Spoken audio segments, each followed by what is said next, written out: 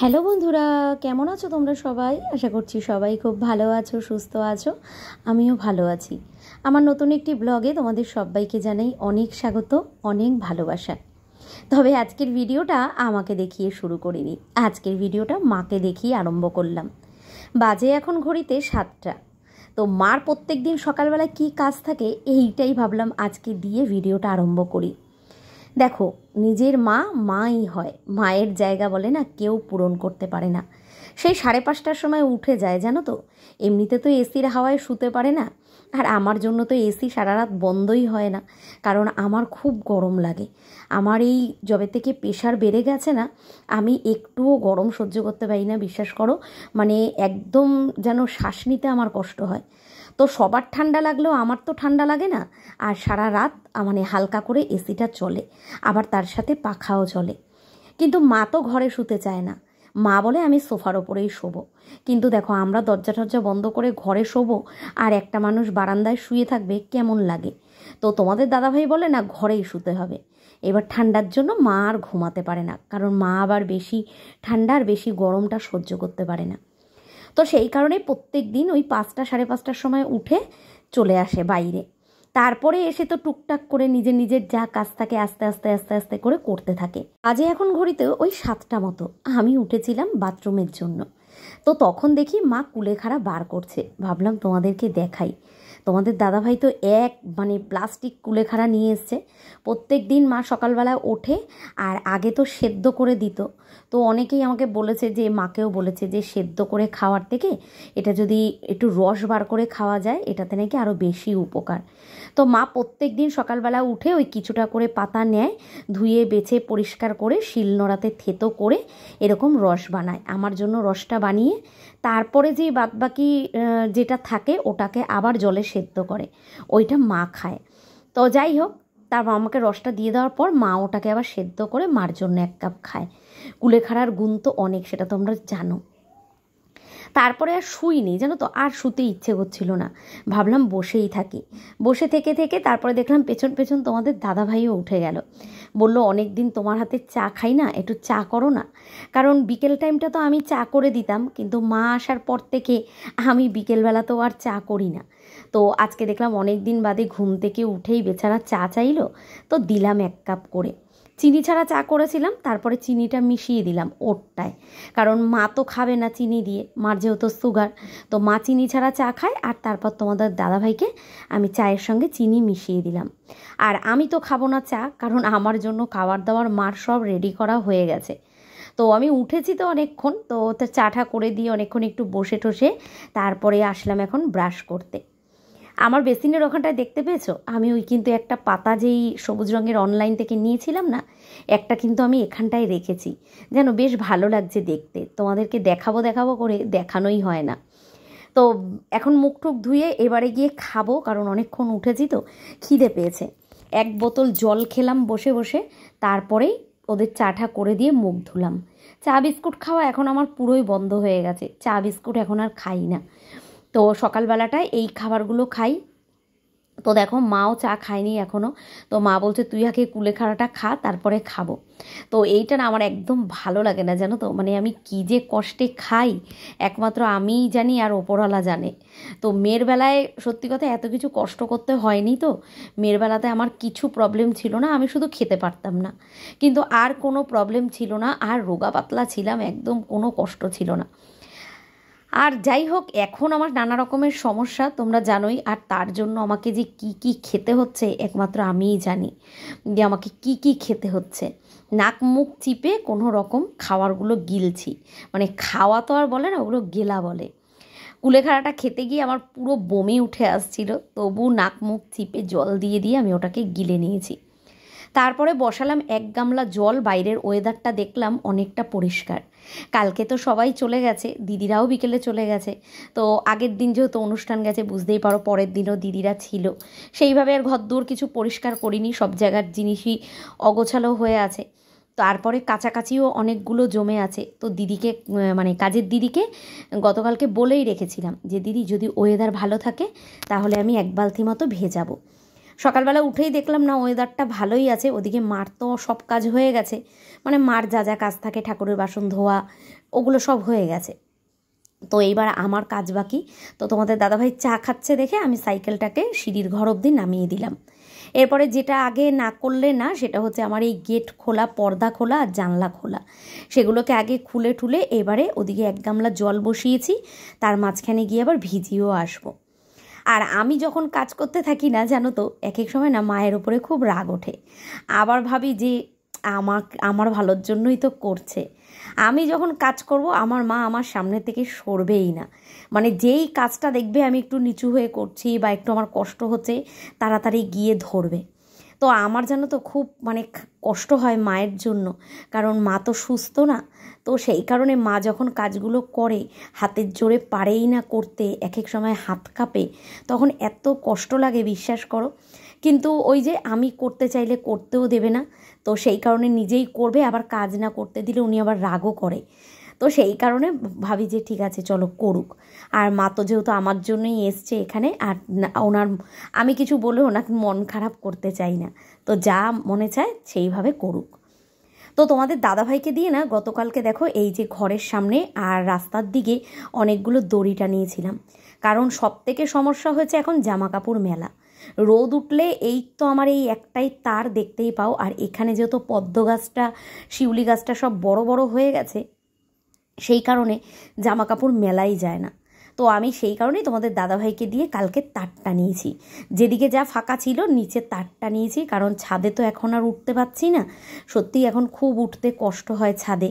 আর কোনো রকম যদি একবার জামা কাপড় দিয়ে আসি তারপরে আর জামা কাপড় নামানো আর হয় না, সব ভেজে।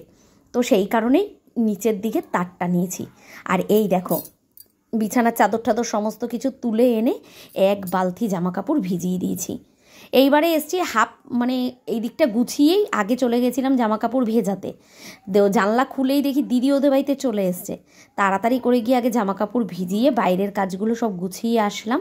আর মা তো সব জল টল ভরেই দিয়েছে, কারণ আজকে কাছাকাছি হবে, জলও অনেক লাগবে, যা মোটামুটি গামলা বালতি সব খালি ছিল সব মা ভরে ফেলেছে। এবার আমি আসলাম ঘরটা গোছাতে, আগে ঠাকুর ঘরের ওই দিকটা ঝেড়ে পরিষ্কার করে দিয়েছি। তোমাদের দাদাভাই গোপালকে তুলছে, কারণ ও আজকে বেরাবে, পরপর 2 দিন ছুটি করেছে না, আজকে তো বেরাবেই। কালকেই বেরাতো, কালকে ওর শরীরটা নাকি ভালো লাগছিল না, তাই কালকে বেরায়নি, আর আজকে বেরাবে। তো সকালবেলায় এইটা ওর ডিউটি থাকে, প্রত্যেক দিন গোপালকে তুলে ওকে পরিষ্কার করে জামাকাপড় ছাড়িয়ে খেতে দিয়ে যাওয়া। এটা হচ্ছে সবথেকে বড় কাজ জানো তো, কেন বলো তো, এটা আগাগোড়াই তোমাদের দাদাভাই করে, এখন আমি পারছি না বলে তা না, কারণ আমার মেয়েরও হয় না, আর আমারও এই ঘরের কাজকর্মগুলো করতে করতে তখন আর হয় না। তো সেই কারণে ওকেই বলি এই সকাল টাইমটা গোপালকে একটু দিয়ে যাওয়ার জন্য। ওদিকে দিদি এখনও আসেনি, আমার রান্নাঘরের দিকটাও বাকি আছে, সোফার দিকটা গুছিয়ে চলে আসলাম এই দিকে। তোমাদের দাদাভাই ওই দেখো যন্ত্রপাতি গোছাচ্ছে, কারণ ওর সমস্ত কাজের যন্ত্রপাতি আমাদের থাকে হচ্ছে খাটের নিচে, সেই কারণে আমার খাটটা না বক্স করার ইচ্ছে ছিল, তবু আমি করতে পারিনি। কেন বলো তো, এই যন্ত্রপাতি রাখার জায়গা নেই। আর দেখোই তো আমাদের তো একটাই ঘর, নামেই এত টাকা খরচা করলাম, কিন্তু যদি 2টো ঘর হতো না কত ভালো হতো। এর আগের দিন আমি তোমাদের বলেছিলাম যে আমি একটা ওখানে ট্রামখাট কিনবো, হ্যাঁ ট্রামখাট বলেছিলাম, ওটা ট্রামখাট না ট্রামখাট, তো ওটা কিনবো। তো তোমরা অনেকেই বলেছো যে দিদি ওইখানে ওটা পেতো না, সোফা কাম বেড কেনো। কিন্তু আমি একটা জিনিস দেখলাম, সোফা কাম বেড না আমার ওখানটায় হবে না, কারণ আমি একটা মাপ মতো ওখানে কিনবো, আর সোফা কাম বেডগুলো না মানে টেনে যখন বাইরের দিকে করা হয় ওটা অনেকটা বড় হয়, আমাদের জায়গাটা অতটা বড় না।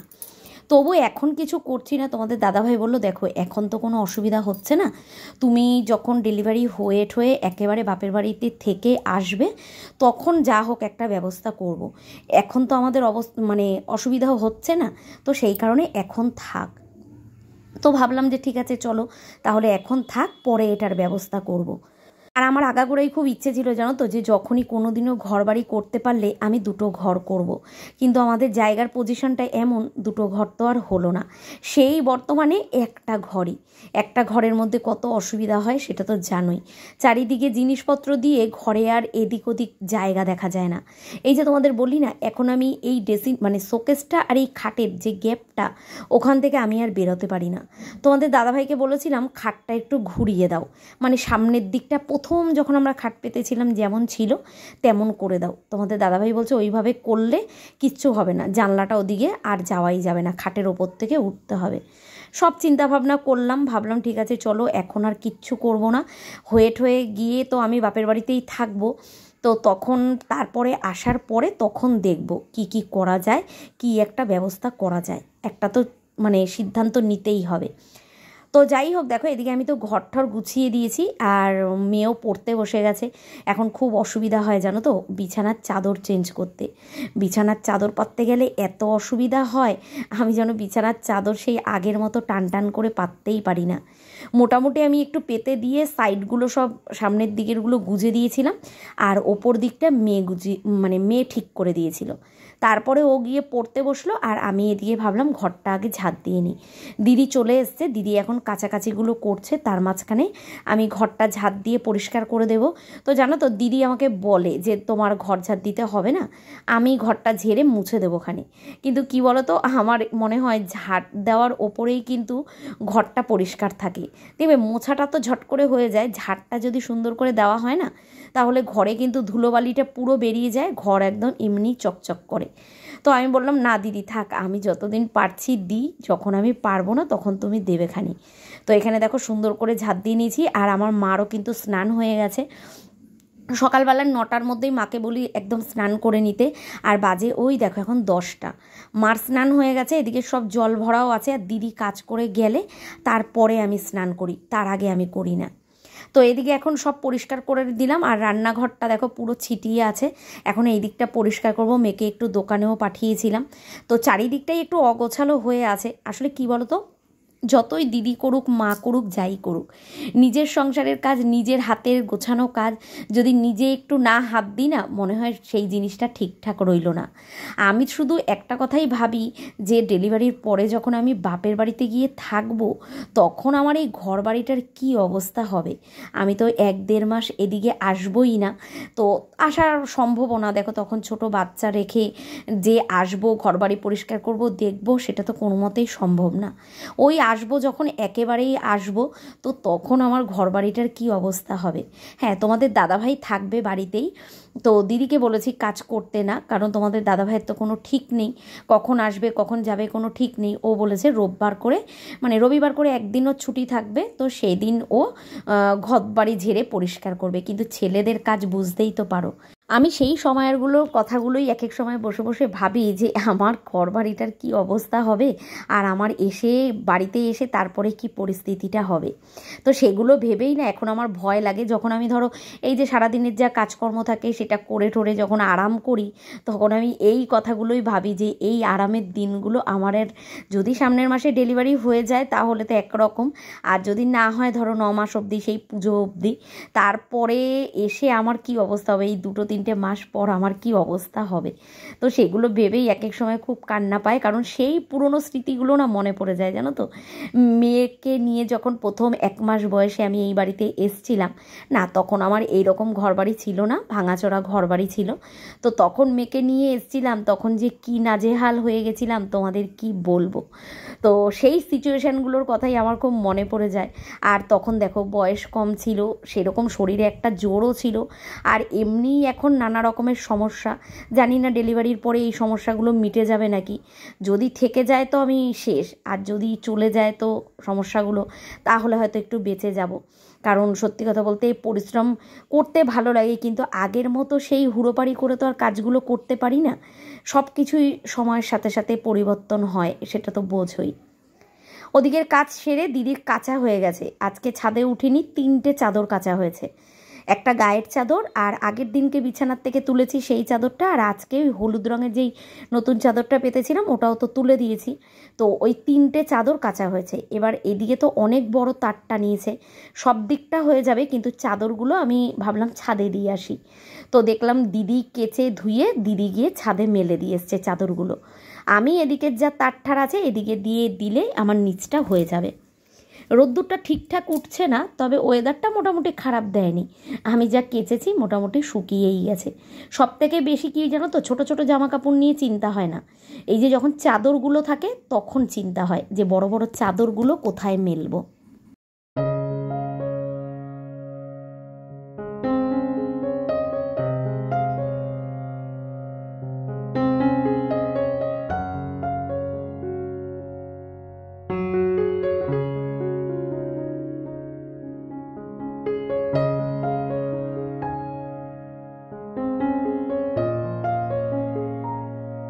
তোমরা যারা আমাকে পছন্দ করো, ভালো কমেন্টের তো তুলনাই হয় না। তো আমি তো জানি যে এখানে আমার ভালোবাসার মানুষ কতজন আর আমাকে কত ভালোবাসে। প্রত্যেকটা জিনিসে আমাকে যে উৎসাহ করে সেটা আমি বুঝতে পারি, কারণ তোমাদের কমেন্ট দেখে।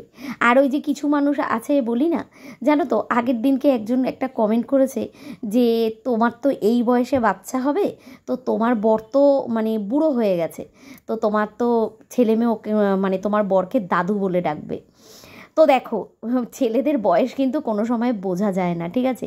তো সেই কারণে আমি মনে করি আমার তোমাদের দাদাভাইয়ের যেই বয়স না, ওই বয়সে ওই বয়সের থেকেও বেশি, আরও 4-5 বছর বেশি বয়সে আমার ছোটো কাকার বিয়ে হয়েছে। আমার নিজের ছোটো কাকার বিয়ে হয়েছে। ছোটো কাকার ছেলে মানে আমার যেই বছর বিয়ে হয়েছে, তো তার 2-3 বছর আগে আমার ছোটো কাকার বিয়ে হয়েছিল। তার মানে বুঝতেই পারো কত বয়সে আমার ছোটো কাকার বিয়ে হয়েছে। কোথায় আমার ছোটো কাকাকে দেখলে কিন্তু কেউ দাদু বলে বলবে না, জানো তো। এটা হচ্ছে যার যার মন মানসিকতা। তো তোমরাই তো দেখতে পারবে, যদি আমি সোশ্যাল মিডিয়ায় থাকি তোমরা অবশ্যই দেখতে পারবে যে আমার বরকে দাদু বলে মনে হয় নাকি। ওই যে কিছু কিছু কমেন্ট আছে না, মানে বলতে খুব ভালো লাগে, জানো তো, মানে হাসিও পায় কষ্টও লাগে যে মানুষ কোন রুচিতে চলে। যাই হোক, দেখো এখানে তো ভর্তি আজকে মানে যেদিকেই তাকাও সেদিকেই শুধু জামা কাপড়, সারা বাড়ি জামা কাপড়। জানো তো, কালকে যখন আমি তারটা টানাচ্ছিলাম, পাশের বাড়ির ওই জেঠিমা বলছে, কী রে তুই কি এখন থাকতেই রাস্তাগুলো সব বুক করে নিচ্ছিস তারটা টানিয়ে? তো আমি বললাম, হ্যাঁ, শুধু রাস্তা না, এরপরে আমি আসার পর যার বাড়ির সামনে যত দড়ি ফাঁকা দেখব আমি কিন্তু সেখানেই জামা কাপড় মেলবো। আমার এই কথাটা শুনে পাশের বাড়ির জেঠিমা আর ওই যে সেদিন এসেছিল যে কাকিমা দেখালাম না স্বাদের দিনকে, তো সেই কাকিমাও আমাকে বলছে, যদি তোমার ছেলে হয় তাহলে আমার বাড়ির পুরো উঠোন তোমার, আর যদি তোমার মেয়ে হয় তাহলে ওই জেঠিমার কাছে যাবা। কারণ ওই কাকিমা বলেছে আমাকে আমার ছেলেই হবে, আর জেঠিমা আমাকে বলেছে না, তোকে দেখে বোঝা যাচ্ছে মেয়ে হবে। দেখো, মায়ের কাছে মা বাবার কাছে সব সন্তানই সমান, কিন্তু ওই যে মানে এক একজন এক এক রকম বলে না আগেকার দিনের লোকরা। তোমরাও অনেকে আমাকে কমেন্ট করে বলেছো যে দিদিভাই তোমার ছেলেই হবে, তো সেই কারণেই বললাম কথাটা। তো ওই কাকিমাও আমাকে আজকে এই কথাটা বলছিল, জামা কাপড় মেলতে মেলতে আমার হঠাৎ করে সেই কালকের কথাটা মনে পড়ে গেল। তো যাই হোক, দেখো মোটামুটি কী বলতো, যখন আমার মেয়ে হয়েছিল না, তোমাদের দাদাভাইয়ের মোটামুটি ওর বন্ধুবান্ধব মানে ওর বয়সী যত পাড়ার ছেলেরা ছিল, প্রথম সবার তোমাদের দাদাভাইয়ের বিয়ে হয়েছিল, মানে আমার বিয়ে হয়েছিল। সেই সূত্রে 1 বছরের মধ্যে আমার মেয়েও হয়েছিল, আর আমার মেয়ে তখন এই পাড়ায় সবথেকে প্রথম হয়েছিল। তো সত্যি কথা বলতে আমার মেয়েকে ছোট্টবেলার থেকে এত শান্তশিষ্ট তো ও, আর সত্যিবেলার ছোট্টবেলায় ও খুব কিউট ছিল, জানো তো। তোমরা জানি না আমার আগের ভিডিও মানে পুরনো চ্যানেলের ভিডিও কে কে দেখেছো জানি না, তো দেখবে আমি অন্নপ্রাশনের মেয়ের ছবিগুলো শেয়ার করেছিলাম। তোমরা চাইলে আবার করব, যদি দেখতে চাও কমেন্ট করে জানিও, ঠিক আছে? তো আমার মেয়ে এত কিউট ছিল, তো সবাই ওকে আদর করতো, জানো তো। সেই সময় তো আর ফোন টোন ছিল না যে মেয়ের স্মৃতি হিসাবে প্রত্যেকটা মোমেন্টের ছবি তুলে রাখবো, কিন্তু আমার মেয়ে খুব শান্ত ছিল আর খুব কিউট ছিল। তো জানি না এ কীরকম হবে, তো এইবারও দেখো সেম তাই, এখন সবাই বড় বড়, চারিদিকে ছেলেমেয়েরা বড় বড়, আর এ হবে তো ওই কাকিমা জেঠিমা সবসময় এই কথাটা বলে, দেখবি তোর মেয়ের মতো তোর এই ছেলে বা মেয়ে যেই হোক সেও খুব আদরের হবে। কারণ এখন কিন্তু এই পাড়ার মধ্যে আমাদের এই এরিয়াটায় কোনো ছোট্ট বাচ্চা নেই। তো তোর ছেলে মেয়ে যখন হবে আবার গুড়গুড় করে হাঁটা শিখবে, কথা বলবে। আর আমার মেয়েকে জানো তো ছোট্টবেলার থেকে সবাই শ্যাম্পু শ্যাম্পু বলে ডাকতো, তো আদরের ডাক ওটা ডাকতো। আর মোটামুটি ও দোকান যেতে পারতো বলে না সবাই টুকিটাকি ওকে দিয়ে দোকান আনাতো, খুব পছন্দ করতো, আদর করে আনাতো। তো ও দোকানে গিয়ে যা মিষ্টি করে কথা বলতো সেই কারণে সবাই ওকে পাঠাতো। তো সেই কথাগুলো আজকে সকালবেলায় ওই জামা কাপড় মেলতে মেলতেই আলোচনা হচ্ছিল, মানে বলে না পুরনো কথাগুলো সবার সঙ্গে বলতে বলতে হঠাৎ করে মনে পড়ে যায়, তো সেরকমই হচ্ছিল। তারপরে জামা কাপড় টাপড় মেলে তো ঘরে চলে আসলাম। এসেই একটা পার্সেল এসছে। কোন পার্সেলটা বলো তো? জামাটা দেখে হয়তো তোমরা বুঝতেই পারলে, ভাই আর জয়ী পাঠিয়েছিল ওরা। তো তখন তো কাল স্বাদের দিন এসে পৌঁছায়নি, আজকে এসছে। আসার সাথে সাথেই ভাবলাম তোমাদেরকেও খুলে দেখাই। আমি সবে স্নান করে ঘরে ঢুকেছিলাম, তারপরে দেখলাম একদম ঠিকঠাক এসছে। তো আমি ওটা রেখেও দেবো না, পরে ফেলবো। আর এদিকে দেখো গল্প চালিয়েছি, আর মা বসে গেছে মার কাজ করতে, সবজি কেটে কুটে গুছিয়ে দিতে। সকালের টিফিনে আজকে খেয়েছি ওই দুধ পাউরুটি, আর মাকেও তাই দিয়েছি। আর মেয়ে খেয়েছে ম্যাগি, আলাদা করে আর কিচ্ছু হয়নি। এই দেখো আমার মা আমার জন্য ফল কেটেছে, শসা, লেবু, বেদানা, আর ওখানে একটু আগের দিনের ডাল ছিল শুকনো করে রেখেছে। তো আর ভিডিও কিছু করিনি, এই রান্নাবান্না দিয়েই আজকে শেষ করেছি। আজকে রান্না হয়েছিল ঝিঙে আলু পোস্ত, মুগের ডাল, আর থোড় ভাজা, আর হচ্ছে আগের দিন যে দিদি মাছ রেখেছিল সেই মাছ। এখানে তেলাপিয়া মাছ আছে দুটো, ভোলা মাছ আছে 4-5টা, আর চারাপোনা মাছ আছে। এই সব একসঙ্গেই রান্না করব। তবে ভিডিও আর বেশি বড় করিনি, এই অবধি রেখেছি। কারণ আমি কি হয়েছে জানো তো, কাজকর্ম করে এসে না ঘুমিয়ে পড়েছিলাম, তারপরে রান্না বসিয়েছিলাম 1টার সময়, তাই এই অবধি রেখেছি।